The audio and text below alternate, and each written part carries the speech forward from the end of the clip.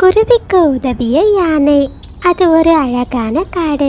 அந்த காட்டோட பேரு சுந்தரவனம். அந்த காட்டுல நிறைய நீர்நிலைகளும் நிறைய பூக்களும் இருந்துச்சு. ஒரு நாள் அந்த காட்டுல வாழ்ந்த காலு ராணிங்கிற 2 காகங்கள் நதிக்கரையோட பக்கத்துல உட்காந்து இப்படி பேசிக்கிட்டு இருந்தாங்க. காலு, வர வர இந்த காட்டுல இருக்கிற பறவைகளை எனக்கு சுத்தமா பிடிக்க மாட்டேங்குது. முன்னாடி எல்லாம் நாம என்ன போய் சொன்னாலும் நம்புவாங்க, இப்போ நாம என்ன சொன்னாலும் நம்பவே மாட்டேங்கிறாங்க. ஆமா ஆமா ராணி, சரியா சொன்ன. எல்லாரும் நமக்கு எதிராக தான் இருக்காங்க. எனக்கு மட்டும் ஒரு வாய்ப்பு கிடைச்சது, இந்த காட்டுல இருந்து எல்லா பறவைகளையும் துரத்தி விட்டுடுவேன். இந்த மாதிரி 2 காகங்களும் பேசிக்கிட்டு இருந்த நேரம் அந்த காட்டுக்கு புதுசா ஜம்ஜம்ன்ற ஒரு பறவை வந்துச்சு. ஏ பறவையே, யாரு இவ்ளோ பெருசா இருக்க நீ? உன்னை இந்த காட்டுல நாங்க பார்த்ததே இல்லையே. ஏ காகங்களே, மழைய பத்தி அறிவிக்கிறது தான் என்னோட வேலை. நாளைக்கு இந்த காட்டுல ரொம்ப பெரிய மழை பெய்ய போகுது. இந்த காடே வெள்ளத்தால மூழ்கிறதுக்கு வாய்ப்பு இருக்கு. நீங்க எல்லாரும் உங்களோட உயிரை காப்பாத்திக்கோங்க. சீக்கிரம் இந்த காட்டை விட்டு வேறு காட்டுல போய் தங்கிக்கோங்க. நான் காட்டுல இருக்கிற மற்ற பறவைகளுக்கும் இந்த விஷயத்த சொல்ல போறேன். அண்ணா இருங்க, எதுக்கு அவசரப்படுறீங்க? உங்களுக்கு எதுக்கு சிரமம்? நாங்களே எல்லா பறவைகள் கிட்டையும் இந்த விஷயத்த சொல்லிடுறோம். அப்படியா? ரொம்ப நல்லதா போச்சு. அப்போ நான் மேற்கு திசையில போய் இந்த செய்தியை சொல்றேன் அப்படின்னு சொல்லிட்டு ஜம்ஜம் பறவை அங்கிருந்து பறந்து போச்சு. ஜம்ஜம் பறவை போனதை பார்த்த காலுவும் ராணியும் ஒருத்தருக்கு பார்த்துக்கிட்டாங்க. காலு, நான் யோசிக்கிறது தான் நீங்களும் யோசிக்கிறீங்களா? ஆமா ராணி, இந்த காட்டுல இருக்கிற பறவைகளை பழி வாங்குறதுக்கு சரியான வாய்ப்பு கிடைச்சிருக்கு. நாம மட்டும் வேற காட்டுக்கு போயிடுவோம். மழை முடிஞ்சு திரும்பி வந்து பார்த்தா இந்த காட்டுல ஒரு பறவைகள் கூட இருக்க மாட்டாங்க. அதுக்கப்புறம் இந்த காடே நமக்கு தான் சொந்தம். ஆமா ஆமா காலு, வாங்க வாங்க, மற்ற பறவைகள் பார்க்கறதுக்கு முன்னாடி இப்பவே இந்த காட்டை காலி செய்துட்டு போயிடுவோம் அப்படின்னு சொல்லிட்டு 2 காகங்களும் தங்களோட வீட்டுக்கு பறந்து போனாங்க. பிறகு ரொம்ப வேகமா தான் வீட்டுல இருந்த பொருட்களை எல்லாம் மூட்டை கட்டிக்கிட்டு வேறு காட்டை நோக்கி பறந்துகிட்டு இருந்தாங்க. அட ராணி அக்கா, காலு அண்ணா, அவசரமா மூட்டை முடிச்சோட எங்க கிளம்புறீங்க? மீனு, அதுவா, பக்கத்து காட்டுல என் தம்பிக்கு கல்யாணத்துக்காக தான் நானும் காலுவும் கிளம்புறோம். அப்படியா ராணி, எங்களுக்கெல்லாம் நீ அழைப்பு வைக்கவே இல்லையே. அதுவா, திடீர்னு இவளோட தம்பிக்கு கல்யாணம் நிச்சயம் ஆகிடுச்சு. அதனாலதான் எங்களால எல்லாரையும் கூப்பிட முடியல. கல்யாணம் மட்டும் முடியட்டும், நாங்க மறுபடியும் காட்டுக்கு திரும்பி வந்து விருந்தே வைக்கிறோம் அப்படின்னு பறவைகள் கிட்ட போய் சொல்லிக்கிட்டு 2 காகங்களும் வேகமா அங்கிருந்து பறந்து போயிட்டாங்க. ஒரு வழியா பக்கத்து காடை வந்து சேர்ந்த 2 காகங்களும் அங்க ஒரு காலியான வீடு இருக்கிறத பார்த்தாங்க. காலு, அந்த வீட்டை பாத்தீங்களா? ரொம்ப நாளா யாருமே தங்காதது மாதிரி இருக்கு. பேசாம நாம 2 பேரும் அந்த வீட்டிலேயே இனிமே தங்கிக்கலாம். சரியா சொன்ன ராணி, நமக்கு இப்படி ஒரு வாய்ப்பு கிடைக்கும்னு நினைக்கவே இல்ல அப்படின்னு பேசிக்கிட்டு 2 காகங்களும் அந்த வீட்டுக்குள்ள போய் பார்த்தாங்க. அட அட அட, வீடு என்ன வசதியா இருக்கு. காலு, நாம இங்க சந்தோஷமா இருக்கிறோம். நாளையோட நம்ம காட்டுல இருக்கிற பறவைகளோட கதை முடிஞ்சது. ஆமா ராணி, எல்லா பறவைகளையும் பழி வாங்கின திருப்தியோட இன்னைக்கு படுத்து நிம்மதியா தூங்கலாம். அதே நேரத்துல மறுநாள் காலையில இருந்தே சுந்தரவனம் காட்டுல ரொம்ப கடுமையா மழை பெஞ்சுக்கிட்டே இருந்துச்சு. மழையோட வேகம் தாங்க முடியாம புறாவோட வீடு அப்படியே காத்துல அடிச்சிட்டு போயிடுச்சு. அச்சோ, இப்ப நாம என்னங்க பண்றது? நம்ம ஆசாசையா கட்டின வீடு இப்படி உடைஞ்சு போயிடுச்சு. லூசி, நீ கவலைப்படாத. புயலையும் மழையையும் நம்மளால நிறுத்த முடியாது. இந்த மழை நிக்கிறது வரைக்கும் நாம மீனுக்குருவியோட வீட்டுல போய் தங்கிக்கலாம். அதே நேரத்துல காற்றும் மழையும் ரொம்ப கடுமையா இருந்ததுனால மீனுக்குருவியோட வீடும் அந்த காற்றுல அடிச்சிட்டு போயிடுச்சு. ஐயோ அம்மா, வீடு ஆடுதம்மா, எனக்கு ரொம்ப பயமா இருக்குமா. சாரா, நீ இருக்க பிடிச்சுக்கம்மா, எதுவும் ஆகாது. அம்மா நிச்சயமா உன்னை காப்பாத்திடுவேன். அந்த சமயத்துல அங்க வந்த புறா மீனுக்குருவிய காப்பாத்திடுச்சு. புறான்னு உங்களுக்கு ரொம்ப ரொம்ப நன்றி. நீங்க சரியான நேரத்துல வந்து என்னையும் என் குழந்தையும் காப்பாத்திட்டீங்க. மீனு, என்னோட வீடும் மழையில உடைஞ்சு போயிடுச்சு. நான் உன் வீட்டுல இருக்கலான்னு தான் வந்தேன். ஆனா உன்னோட வீடும் இப்படி ஆயிடுச்சு. 2 பறவைகளும் பேசிக்கிட்டு இருந்த நேரம் மிட்டு கிளி தான் குடும்பத்தோட அங்க வந்துச்சு. நண்பர்களே, இப்ப நாம என்ன பண்றது? நம்ம காடே தண்ணியில மூழ்கிக்கிட்டு இருக்கு. இதுக்கு மேலேயும் நாம இந்த காட்டுல இருந்தா அது ரொம்ப ஆபத்து. இருக்கிறதே இந்த ஒரு மரம் மட்டும்தான். இதுவும் எப்ப வேணும்னாலும் விழலாம். வாங்க நாம இப்பவே வேறு காட்டுக்கு போயிடுவோம் அப்படின்னு பேசிக்கிட்டு எல்லா பறவைகளும் தங்களோட குழந்தைய கூட்டிக்கிட்டு வேறு காட்டை நோக்கி பறக்க ஆரம்பிச்சாங்க. எல்லா பறவைகளும் ரொம்ப நேரம் பறந்துகிட்டு இருந்ததுனால அவங்களுக்கு ரெக்கை ரொம்ப வலிக்க ஆரம்பிச்சது.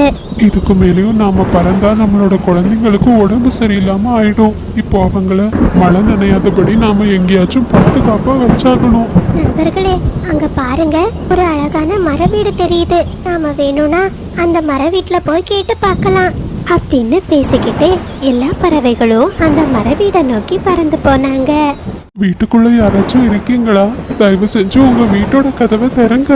உடனே காலுவும் ராணியும் தங்களோட வீட்டின் கதவை திறந்து வெளியே வந்தாங்க. காலு, ராணி, நீங்க இந்த வீட்லயா இருக்கீங்க? நம்ம காடே தண்ணியில மூழ்கி போச்சு. நல்ல வேளை உங்க 2 பேரையும் நாங்க இந்த காட்டுல பார்த்தோம். ஆமா ஆமா, ராணியக்கா, தயவு செஞ்சு எங்க எல்லாரையும் உங்க வீட்டுக்குள்ள சேர்த்துக்கோங்க. ஹே பறவைகளா, உங்களோட கதை அந்த காட்டிலேயே முடிஞ்சிடணும்னு நினைச்சேன். ஆனா எங்க உயிரை வாங்குறதுக்கு இங்கேயும் வந்துட்டீங்களா? காகங்களே, என்ன சொல்றீங்க? அப்போ மழை வர்ற விஷயம் முன்னாடியே உங்களுக்கு தெரியுமா? ஆமா ஆமா, எங்களுக்கு ரொம்ப நல்லா தெரியும். உங்களை பழி வாங்குறதுக்கு தான் இந்த விஷயத்த நாங்க உங்ககிட்ட சொல்லவே இல்லை. எங்களுக்கு உங்களை விட்டா இப்ப யாருமே இல்லை. இந்த மழை நிக்கிறது வரைக்கும் உங்க வீட்டுக்குள்ள தங்குறதுக்கு எங்களுக்கு கொஞ்சம் இடம் கொடுங்க மரியாதையை எல்லாரும் இங்கிருந்து ஓடிடுங்க அப்படின்னு சொல்லிட்டு 2 காகங்களும் தங்களோட வீட்டுக்குள்ள போய் கதவை பூட்டிக்கிட்டாங்க. அங்க நடந்த எல்லா விஷயத்தையும் கீழே நின்னபடியே முன்னாங்கிற ஒரு யானை பார்த்துக்கிட்டு இருந்துச்சு. இத பார்த்ததுமே அந்த யானைக்கு பறவைகள் மேல இறக்க வந்துச்சு. சின்ன பறவைகளா, நீங்க கவலைப்படாதீங்க. அந்த காகங்கள் உங்களுக்கு உதவி செய்யலைன்னா என்ன, நான் உங்களுக்கு உதவி செய்யறேன். நீங்க வாங்க, என்னோட வீட்டுக்கு போலாம் அப்படின்னு சொன்ன முன்னா யானை எல்லா பறவைகளையும் கூட்டிக்கிட்டு தன்னோட வீட்டுக்கு போச்சு. முன்னா யானையோட வீட்டுல அதனோட மனைவியும் அதனோட குழந்தையும் இருந்தாங்க. முன்னா யானையோட மனைவி பறவைகளுக்கு சாப்பிடுறதுக்கு நிறைய பழங்களை கொடுத்தாங்க. எல்லா பறவைகளையும் அந்த யானை குடும்பங்கள் ரொம்ப அன்பா கவனிச்சுக்கிட்டாங்க. பறவைகளே, நீங்க மழை முடியறது வரைக்கும் தாராளமா எங்க வீட்டுல தங்கிக்கலாம். உங்களுக்கு சாப்பிடுறதுக்கு எங்க வீட்டுல நிறைய பழங்கள் இருக்கு. யானையாரே, நீங்க செய்யற இந்த உதவியை நாங்க என்னைக்குமே மறக்க மாட்டோம். நீங்க மட்டும் இல்லைன்னா நாங்க எல்லாரும் இந்த மலையில என்ன ஆயிருப்போனே தெரியாது அப்படின்னு எல்லா பறவைகளும் அந்த யானை குடும்பத்துக்கு ரொம்ப நன்றி சொன்னாங்க. அதே நேரத்துல கொஞ்ச காலம் வெளியூர்ல தங்கி இருந்த கழுகு மறுபடியும் தன்னோட வீட்டுக்கு திரும்பி வந்துச்சு. அந்த சமயத்துல வீடு உள் பக்கமா போட்டிருக்கிறத பார்த்த கழுகுக்கு சந்தேகம் வந்துச்சு. வீட்டுக்குள்ள யார் இருக்கீங்க? வீட்டுக்குள்ள யார் இருக்கீங்க? வீட்டோட கதவை திறங்க. பாலு, அந்த பறவைகளுக்கு எவ்வளவு திமிரு பாத்தீங்களா? கெஞ்சி கேட்டா நம்ம கதவை திறக்க மாட்டோம்னு இப்ப வேற ஏதோ குரல்ல உரிமையா கூப்பிடுறாங்க. ஆமா ராணி, அந்த பறவைகளுக்கு திமிரு கூடுதல் தான். இப்ப பாரு அந்த பறவைகளை நான் என்ன செய்யறேன்னு. ஹே பறவைகளா, யாரு வெளியே இருந்தாலும் சரி இங்க இருந்து ஓடி போயிடுங்க. நான் மட்டும் வெளியே வந்தேன், உங்களை உயிரோடய விட்டு வைக்க மாட்டேன். காகம் இப்படி சொன்னதை கேட்ட கழுகுக்கு ரொம்ப கோபம் வந்துடுச்சு. என் வீட்டுல இருந்துகிட்டு என்னையே அதிகாரம் பண்றீங்களா? நான் மட்டும் உள்ள வந்தேன், உங்களை என்ன செய்யறேன்னு பாருங்க அப்படின்னு சொன்ன கழுகு ரொம்ப கோபம் ஆகிடுச்சு. அது அந்த கோபத்தோட வீட்டோட கதவை உடைச்சு உள்ள போயிடுச்சு. கழுகு பார்த்ததுமே ராணிக்காகவும் காலுக்காகத்தோட பின்னாடி ஒளிஞ்சிடுச்சு. காகங்களா, உங்களுக்கு எவ்வளவு திமிரு? என்னோட வீட்டுக்குள்ளேயே இருந்துகிட்டு என்னையே மிரட்டுறீங்களா? கண்ணாச்சி, நீங்கன்னு எங்களுக்கு தெரியாது. நாங்க வேற பறவைகள்னு நினைச்சுக்கிட்டோம். எங்களை மன்னிச்சிடுங்க. மன்னிப்பா? பறவைகளை மன்னிக்கிற குணமே எனக்கு கிடையாது அப்படின்னு சொன்ன கழுகு 2 காகங்களையும் ரொம்ப பலமா அடிச்சது. ஐயோ ஐயோ, கழுகண்ணாச்சி, எங்களை விட்டுருங்க கழுகண்ணாச்சி, நாங்க ஓடியே போயிடுறோம். பிறகு கழுகு காகங்களை வெளியே தள்ளி கதவை சாத்திடுச்சு. ரத்த காயத்தோட 2 காகங்களும் எங்க போறதுன்னே தெரியாம அந்த மலையில நனைஞ்சபடியே அழுதுகிட்டே இருந்தாங்க. காகங்கள் மத்தவங்களுக்கு கெடுதல் நினைச்சாங்க. ஆனா அந்த கெடுதல் காகங்களுக்கே கேடா வந்து முடிஞ்சிடுச்சு. மலையில் குருவியின் ஹோட்டல். அது ஒரு அழகான சாயங்கால நேரம். அந்த நேரம் காட்டுல கருமேகங்கள் சூழ்ந்து மழை வர்றதுக்கான அறிகுறிகள் தென்பட்டுச்சு. அந்த சமயத்துல காகங்கள் 2 பேரும் தங்களோட வீட்ல ரொம்ப பசியோட உட்கார்ந்திருந்தாங்க. அந்த காட்டுல வாழ்ந்த மீனுங்கிற ஒரு குருவி பரோட்டா வியாபாரம் பண்ணிக்கிட்டு இருந்துச்சு. அந்த குருவி பரோட்டாக்களை வித்துக்கிட்டே காடு வழியா போய்கிட்டு இருந்துச்சு. குருவி, எனக்கு ஒரு பிளேட் முட்டை பரோட்டா கொடு. ஆமா, ஒரு பிளேட் பரோட்டா என்ன விலை? கண்டிப்பா தரேன். என்கிட்ட ஒரு பிளேட் முட்டை பரோட்டா 5 ரூபாய் தான். அட பரவாயில்லையே குருவி, நீ நியாயமான விலைக்கு தான் விற்கிற. சரி சரி, சீக்கிரம் கொடு. இந்த மாதிரி நேரத்துல சூடா பரோட்டா சாப்பிடுறதுக்கு ரொம்ப நல்லா இருக்கும். உடனே மீனுக்குருவியும் முட்டை பரோட்டாவை கிளிக்கிட்ட கொடுத்துச்சு. அதை வாங்கின சோட்டு கிளி ரொம்ப சந்தோஷமா அந்த பரோட்டாவை சாப்பிட்டுச்சு. பிறகு பரோட்டாக்கான காசை கொடுத்துக்கிட்டு சோட்டு கிளி அங்கிருந்து பறந்து போயிடுச்சு. அந்த நேரத்துல பரோட்டாவோட இனிமையான வாசம் காகங்களோட வீட்டுக்கும் வர ஆரம்பிச்சது. அந்த வாசம் எங்கிருந்து வருதுன்னு பாக்குறதுக்காக ராணிக்காகவும் தான் வீட்டோட கதவை திறந்துச்சு. அட அட அட, என்ன அருமையான வாசம்! அங்க ஒரு குருவி பரோட்டாக்களை வித்துக்கிட்டு இருக்கு. பரோட்டாவோட வாசனையே அருமையா இருக்கு. அப்போ அந்த பரோட்டா எவ்வளவு ருசியா இருக்கும் அப்படின்னு சொன்ன ராணிக்காகவும் வீட்டுக்குள்ள போய் தான் கணவர் காலு கிட்ட இப்படி சொல்லுச்சு. காலு, வெளியே ஒரு குருவி பரோட்டா வித்துக்கிட்டு இருக்கு. வாசனையே ரொம்ப அருமையா இருக்கு. இந்த சமயத்துல சூடா பரோட்டா சாப்பிட்டா ரொம்ப ருசியா இருக்கும். ராணி, எனக்கும் பரோட்டா சாப்பிட ஆசைதான். ஆனா என்ன பண்றது, என்கிட்ட ஒரு ரூபா கூட இல்ல. அட காலு, உங்ககிட்ட என்னைக்கு தான் ரூபாய் இருந்திருக்கு? முதல்ல அந்த குருவி கிட்ட போய் பரோட்டாவை சாப்பிடுவோம், மற்றதெல்லாம் அப்புறம் பாத்துக்கலாம் வாங்க அப்படின்னு பேசிக்கிட்டு 2 காகங்களும் மீனுக்குருவியோட கடையை நோக்கி பறந்து போனாங்க. குருவி, எங்க 2 பேருக்கும் 2 முட்டை பரோட்டா போடு. குருவி, எனக்கு முட்டை பரோட்டால பெப்பர் தூக்கலா வேணும். சரிங்க, கண்டிப்பா தரேன். என்கிட்ட ஒரு பிளேட் பரோட்டா 5 ரூபாய் தான் அப்படின்னு சொன்ன மீனுக்குருவி 2 காகங்களுக்கும் முட்டை பரோட்டாவை கொடுத்துச்சு. அதை வாங்கின காகங்கள் ரொம்ப சந்தோஷமா அந்த பரோட்டாவை ரசிச்சு சாப்பிட்டாங்க. குருவி, உன் பரோட்டா ரொம்ப அருமையா இருந்துச்சு. சரி, நாங்க கிளம்புறோம். காகங்களே இருங்க, எங்க என் பரோட்டாவுக்கான காசு? ஹே குருவி, உனக்கு எவ்வளோ தைரியம் எங்க கிட்டயே காசு கேக்குறியா? நாங்க இந்த காட்டுலயே ரொம்ப பெரிய ரவுடிங்க. எங்க கிட்ட காசு கேட்டு பிரச்சனை பண்ண உன்னோட ரெக்கைய துண்டா வெட்டிடுவோம் பாத்துக்கோ அப்படின்னு மீனுக்குருவியை மிரட்டிட்டு 2 காகங்களும் அங்கிருந்து பறந்து தங்களோட வீட்டுக்கு போயிட்டாங்க. வயிறு நிறைய பரோட்டாக்களை சாப்பிட்ட காகங்கள் ரொம்ப சந்தோஷமா தங்களோட வீட்டுல படுத்து தூங்குனாங்க. வேலையை முடிச்சிட்டு களைப்பா தான் வீட்டுக்கு வந்த மீனுக்குருவி அந்த காகங்களை பத்தியே நினைச்சுக்கிட்டு இருந்துச்சு. அம்மா, என்னாச்சுமா? எதையோ பத்தி யோசிச்சுக்கிட்டு இருக்கீங்க? மீனுக்குருவி அந்த காகங்களை பத்தி சாரா கிட்ட சொல்லுச்சு. அச்சச்சோ அம்மா, அந்த காகங்கள் ரொம்ப மோசமானவங்களா இருக்காங்களே, அவங்கள நீங்க சும்மாவா விட்டீங்க? அந்த காகங்கள் ரொம்ப வலிமையானவங்கம்மா. அவங்க என்ன ஏதாச்சும் பண்ணிட்டா உனக்குன்னு யார் இருக்கா? அதனாலதான் அம்மா எதுவும் பேசாம வந்துட்டேன் அப்படின்னு பேசிக்கிட்டே மீனுக்குருவியும் சாராவும் அவங்களோட வீட்டுல படுத்து தூங்க ஆரம்பிச்சாங்க. அப்படியே மறுநாள் காலையில வந்துச்சு. அன்னைக்கு காலையில காட்டுல ரொம்ப பலமா மழை பெஞ்சுக்கிட்டே இருந்துச்சு. அந்த மழையும் பொருட்படுத்தாம மீனுக்குருவி வேற திசையில தன்னோட பரோட்டாக்களை விற்க போச்சு. பரோட்டா வாங்கிக்கோங்க, பரோட்டா, சூடான பரோட்டா, சுவையான பரோட்டா, முட்டை பரோட்டா வாங்கிக்கோங்க. ராணிக்காகவும் மீனுக்குருவி எப்போ பரோட்டாக்களை விற்க வரும்னு நான் வீட்டு முன்னாடி உட்காந்து பார்த்துக்கிட்டு இருந்துச்சு.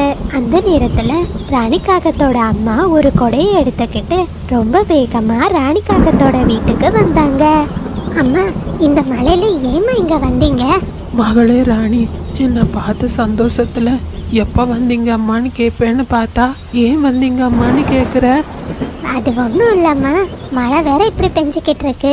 இந்த மழையில அவ்வளோ தூரம் பயணம் பண்ணி எதுக்கு வந்திருக்கீங்கன்னு கேட்டேன். ராணி, உனக்கு தான் நம்ம வீட்டை பற்றி நல்லா தெரியுமேம்மா. இந்த மழையில வீடு முழுக்க தண்ணி. அதனால தான் மழை நிற்கிறது வரைக்கும் உன் வீட்டில் நின்றுட்டு போகலான்னு வந்தேன். சரி சரி வாங்கம்மா, வீட்டுக்குள்ள போலாம் அப்படின்னு சொன்ன ராணிக்காக தான் அம்மாவை கூட்டிக்கிட்டு வீட்டுக்குள்ள வந்துச்சு. மகளே, ரொம்ப தூரம் பயணம் பண்ணதுல நான் ரொம்ப களைப்பா இருக்கேன். வீட்டில் சாப்பிட்றதுக்கு என்ன இருக்கு? காலு, நீங்க அந்த குருவி எங்க இருந்தாலும் தேடி கண்டுபிடிச்சு அதுகிட்ட இருந்து பரோட்டா வாங்கிட்டு வாங்க. ராணி, நான் மட்டும் தனியாவா போறது? நீயும் என் கூட வா, நாம 2 பேரும் சேர்ந்தே போலாம். காலு, ரொம்ப நாள் கழிச்சு எங்க அம்மா என் வீட்டுக்கு வந்திருக்காங்க. நான் அவங்க கிட்ட பேசுறதுக்கு நிறைய விஷயங்கள் இருக்கு. எனக்கும் எங்க அம்மாவுக்கும் பரோட்டாவை பார்சல் வாங்கிட்டு வாங்க. ராணிக்காக இப்படி சொன்னதும் காலுக்காகவும் ஒரு கொடையை எடுத்துக்கிட்டு மீனுக்குருவியோட கடையை தேடி பறந்து போச்சு. குருவி, எனக்கு 3 முட்டை பரோட்டா பார்சல் கொடு. சரிங்க, இதோ தரேன். என்கிட்ட பரோட்டாக்கள் ரொம்ப சூடா இருக்கு. குருவி, எனக்கு 10 முட்டை பரோட்டா பார்சல் வேணும். முதல்ல வந்தது ரோசி குருவி தான். நான் அவங்களுக்கு பார்சல் கொடுக்கறேன். ரோசி, என்னை பத்தி உனக்கு தெரியும் இல்ல? உனக்கு முட்டை பரோட்டா முக்கியமா இல்ல உன் உயிர் முக்கியமா? சோ காலு, என்ன ஒன்றும் பண்ணிடாத. உன்கிட்ட சண்டை போடுறது அளவுக்கு எனக்கு தெம்பில்ல அப்படின்னு சொன்ன ரோசி குருவி காகங்களை பார்த்து பயந்து அங்கிருந்து பறந்து போயிடுச்சு. காகங்களே, என் கடைக்கு வர குருவிகளையும் ஏன் இப்படி துன்புறுத்துறீங்க? இன்னைக்கு என்ன ஆனாலும் சரி, நான் இலவசமா ஒரு பரோட்டா கூட உங்களுக்கு தரமாட்டேன். என்ன குருவி, எங்க மேல இருந்த பயம் உனக்கு போயிடுச்சா? நாங்க யாருன்னு காட்டினாதான் உனக்கு புத்தி வரும் அப்படின்னு சொன்ன காலுக்காகவும் பக்கத்துல இருந்த ஒரு கல்லை எடுத்து மீனுக்குருவி மேலே எரிஞ்சது. அந்த கல்லு மீனுக்குருவியோட ரெக்கையில பட்டு அதுக்கு ரத்தம் வழிய ஆரம்பிச்சது. உடனே பயந்து போன மீனுக்குருவி காகங்கள் கேட்டபடியே 10 முட்டை பரோட்டாவை காகத்துக்கு பார்சல் கொடுத்துச்சு. குருவி, அந்த பயம் இருக்கணும். இனிமே எங்களை எதிர்த்து பேசுன நாளைக்கு உன் மண்டை உடையும் அப்படின்னு சொன்ன காலுக்காகவும் அந்த பரோட்டா பார்சலை எடுத்துக்கிட்டு அங்கிருந்து பறந்து போச்சு. ரத்தம் சொட்ட சொட்ட மீனுக்குருவி ரொம்ப வலியோட அழுதுகிட்டு இருந்துச்சு. அச்சோ, இந்த காகங்களை தட்டி கேட்க யாருமே இல்லையா? இந்த காகங்கள் இப்படி அநியாயம் பண்றாங்களே. இது எல்லாத்தையும் பக்கத்துல இருந்த ஒரு சின்ன ரோஜாப்பூ பார்த்துக்கிட்டு இருந்துச்சு. உடனே அந்த ரோஜாப்பூ மீனுக்குருவிய கூப்பிட்டுச்சு. ரோஜாப்பூவே, உங்களால பேச முடியுமா? ஆமா குருவி, என்னால பேச முடியும். ஏன்னா நான் ரோஜா பூக்களின் அரசி. நீ கவலைப்படாத. நான் சொல்றபடி நீ கேட்டா அந்த காகங்கள் இனிமே உன் பக்கத்திலேயே வரமாட்டாங்க. அப்படியா? ரோஜா பூவே, தயவு செஞ்சு சொல்லுங்க. உடனே ரோஜா பூவும் மீனுக்குருவிக்கு ஒரு அருமையான யோசனைய சொல்லுச்சு. அதை கேட்ட மீனுக்குருவி ரொம்ப சந்தோஷப்பட்டுச்சு. அட, இது ரொம்ப நல்ல யோசனையா இருக்கே. ரோஜா பூவே, உங்களுக்கு ரொம்ப ரொம்ப நன்றி. உனக்கு இன்னும் நல்ல செய்தி. என்னால உன் காயத்தையும் குணப்படுத்த முடியும் அப்படின்னு சொன்ன ரோஜாப்பூ தான் மந்திர சக்தியால மீனுக்குருவியோட காயத்தை மறைய வச்சது. இன்னைக்கு ராத்திரி மீனுக்குருவி ரொம்ப சந்தோஷமா தான் வீட்டுல உட்கார்ந்துருந்துச்சு. அப்படியே மறுநாள் காலையில வந்துச்சு. காட்டுல ஒரு வழியா மழையும் நின்னுச்சு. மீனுக்குருவி அந்த ரோஜாப்பூ சொன்னபடியே ஒரு மலையோட உச்சியை நோக்கி பறந்து போச்சு. அந்த மலை உச்சியில இருக்கிற சில இலைகளை பறிச்சுக்கிட்டு மறுபடியும் தன்னோட கடைக்கு வந்துச்சு. அந்த சமயத்துல 2 காகங்களும் மீனுக்குருவியை எதிர்பார்த்து ஒரு மரக்கிளையில உட்கார்ந்துருந்தாங்க. ராணி, உனக்கு நேத்துக்கு என்ன நடந்துச்சுன்னு தெரியுமா? அந்த குருவி எனக்கு பரோட்டாவை தர மாட்டேன்னு சொல்லுச்சு. நான் ஒரு கல்லை எடுத்து அந்த குருவியோட ரெக்கைய மேல எரிஞ்சேன். அந்த குருவிக்கு ரத்தம் போலன்னு வந்துச்சு. கலு, அப்படியா? நல்ல வேலை செஞ்சீங்க. இனிமே அந்த குருவி நம்மள பாக்குறதுக்கு முன்னாடியே பரோட்டாவை எடுத்து தந்துடும் அப்படின்னு சொல்லி 2 காகங்களும் சிரிச்சுக்கிட்டு இருந்தாங்க. அந்த நேரத்துல மீனுக்குருவி அந்த பக்கமா பரோட்டாவை வித்துக்கிட்டு வந்துகிட்டு இருந்துச்சு. இத பார்த்து 2 காகங்களும் மீனுக்குருவியை நோக்கி பறந்து போனாங்க. ஏ குருவி, நாங்க வந்திருக்கிறது உன் கண்ணுக்கு தெரியல? நாங்க கேக்குறதுக்கு முன்னாடியே 2 பிளேட் பரோட்டா இனிமே டெய்லியும் இங்க வந்தாகணும். நல்லா புரியுது. உங்ககிட்ட இனிமே அடி வாங்குறதுக்கு என் உடம்புல சக்தி இல்ல. இப்பவே தரேன் அப்படின்னு சொன்ன மீனுக்குருவி காகங்களுக்கு தெரியாம நான் எடுத்துட்டு வந்த இலையோட சாரை 2 பிளேட்லயும் விட்டுச்சு. இது தெரியாத காகங்கள் அந்த 2 பிளேட்ல இருந்த பரோட்டாவையும் ரொம்ப சந்தோஷமா சாப்பிட்டாங்க. அதை சாப்பிட்ட கொஞ்ச நேரத்திலேயே காகங்களோட வயிறு ரொம்ப பெருசா ஊதிடுச்சு. வயிறு வலியால காகங்கள் ரொம்ப அழுதாங்க. அச்சோ, எனக்கு வயிறு ரொம்ப வலிக்குது. ஐயையோ, இந்த குருவி பரோட்டாவில் என்ன கலந்துச்சோ தெரியலையே. ராணி என்ன காப்பாத்து. காலு, நானே வயிறு வலியால எலும்பு கூட முடியாம இருக்கேன். குருவி, நீ இந்த பரோட்டாவில் அப்படி என்ன வச்ச?